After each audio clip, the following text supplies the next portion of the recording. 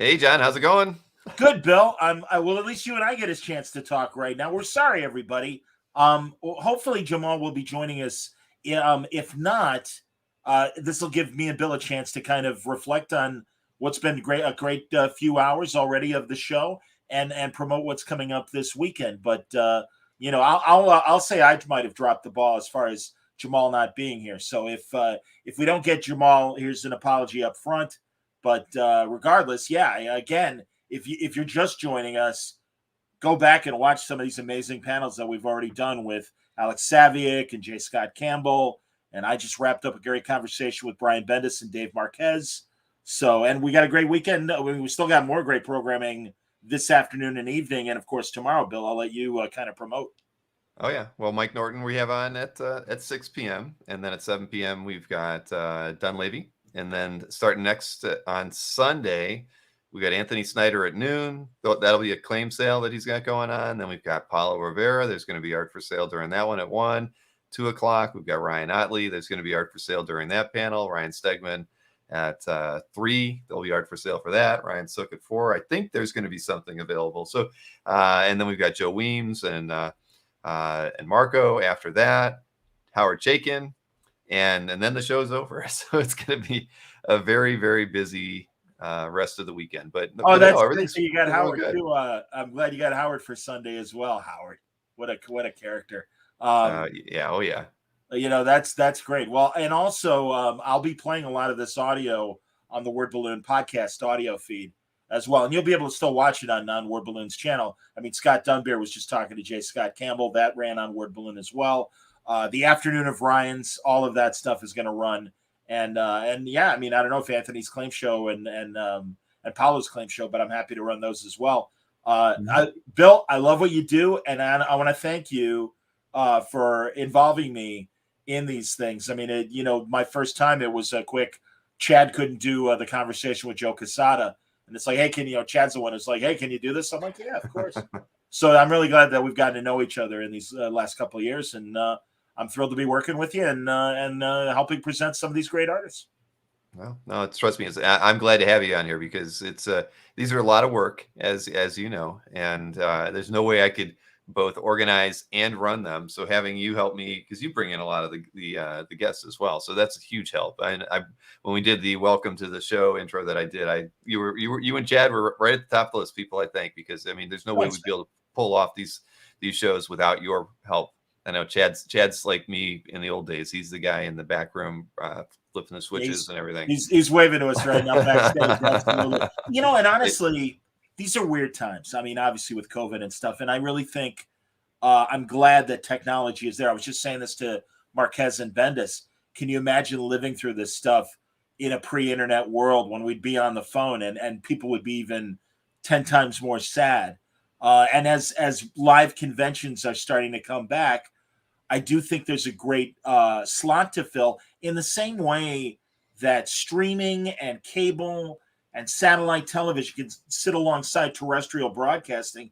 And it's like, hey, this gives us a chance to really sit down and spend an hour or a couple hours with a creator, give the audience a chance to really talk to them and stuff.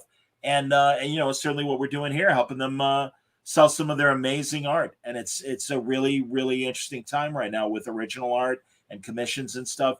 So it's great that we've got this digital platform to have these great conversations. I love it. No, I agree. I mean, if it wasn't for COVID, I would never have even experimented with it. So I think that, whenever you're confronted with a challenge, you just have to find your way through it and make the most of it. And I think we all have. So that's really the great thing about, your shows and my shows and when the work we did on Mainframe earlier. It was just trying to make the best of a bad situation. And I think that those of us who like to continue to have a positive outlook, are the influencers of this period. And I think it's fun, and it's great being in a position to bring some joy and some intellectual conversation about a hobby that we all really love. So no, this has been great. And I wouldn't change it for anything. I only wish I had started doing these things sooner, to be honest with you. I hear you, man. For people just popping in now, we're sorry to say it looks like maybe Jamal may not be joining us today. We will reschedule maybe a Jamal spotlight night coming up on Comic Art Live, and that would be great. I hope that happens. But don't worry, in about 45 minutes, we'll be talking to Mike Norton, one of my Chicago guys, who, again, is a guy that I go back to when I was just starting Word Balloon. It's great to give Mike the opportunity to talk about his work and sell some art. And he's one of my favorite guys in comics, as is Jamal. So we're sorry if people were tuning in, hoping to see Jamal, but we'll reschedule with him. And again, just a great lineup of stuff still to come. After Norton, it's going to be Ryan Dunleavy and Fred Van Lente. Those, if you're not aware, and I can't wait to showcase some of Ryan's art, they have been making these documentary comic books. That's the only way I can describe them. And in particular, they did the comic book history of comic books and the comic book history of animation, but even action presidents and action philosophers. And Ryan just has this amazing cartoony parody sort of art form. One of the best things that he's ever made was his depiction of Walt Disney. He puts him in Mickey Mouse's body with Walt's face, so it's basically like a Steamboat Willie Mickey Mouse. And I'll show it when we're talking to Ryan and stuff. Oh, here's a good question from Andrew Clark. By the way, that's coming up tonight. So we got Mike Norton at 6, and we got Ryan Dunleavy and Fred Van Lente at 7 Eastern time. And Andrew wants to know, can we each talk about our art collections? Mine's small, so let me get it out of the way in terms of I mostly rely on, and when I both from a friend standpoint, but also when I purchase stuff, I'm a big art commission guy. I will say right there in the corner, I talked about it earlier with Alex Saviak. Those are 2 Spider-Man daily strips that I purchased from Alex years ago, and you can see way in the back on this side, you can see a couple of my frame pieces. Right now, because my back sucks, I'm on my couch, but I will eventually buy a comfortable chair because on the wall just opposite of the Spider-Man strips, I've got a whole wall of, well, let me see. I've got a Tone Rodriguez Snake Plissken, a David Mack Daredevil, a Bill Reinhold classic Nick Fury, and a Gene Colan Blade that looks like Stevie Wonder from 1973. I love it. So that's all that's just a handful, but mostly I'm a commission guy. And, at another night or something like that, I'll throw some of my stuff up. What do you got, Bill? I'm a very mixed bag as far as collecting art, but I've got I'm mostly published stuff these days. I used to do a lot of con sketches and things, so I do have a lot of those as well. But of late, I've just been getting really good examples from creators that I've always admired, and so I've got like card art from Art Adams. I got my first Paul Smith. It was a title page to the X-Men and Alpha Flight limited series from a while back. I recently picked up a page from Iron Man 150, which was John Romita Jr. and Bob Layton. So fantastic piece of art, and it's a very desirable page. I found lots of people send me nice comments on that one. I grew up on X-Men, so a lot of my collection is X related, I guess, and I've got a style guide type of thing from Dave Cockrum for the Phoenix. Yeah, that's pretty cool. Amazing. Yeah, I won't dig it out, but yeah, so primarily along those lines, but I like a lot of eclectic stuff too from the 80s. The Elementals was my favorite. One of my favorite comics back in the day. I love Bill Willingham's artwork from even before he was doing comics, when he was doing things for TSR. So I got turned on to his artwork by that, and then when he did Elementals, I loved it. So I've got a few really important, awesome pieces by him. I can show you one. Sure. Just go ahead. And I'm going to zoom in on your wall there again to see. Everyone can kind of see a bunch of really cool stuff there. So that's amazing. There's a wow. This is I always forget the name of it. Amazing Heroes. It's the cover from that, but it predates the first Elemental story. Wow. It's all where all the villains are just in pencil, but the heroes are all in. They're painted. It's pretty heavy, so it's probably gouache.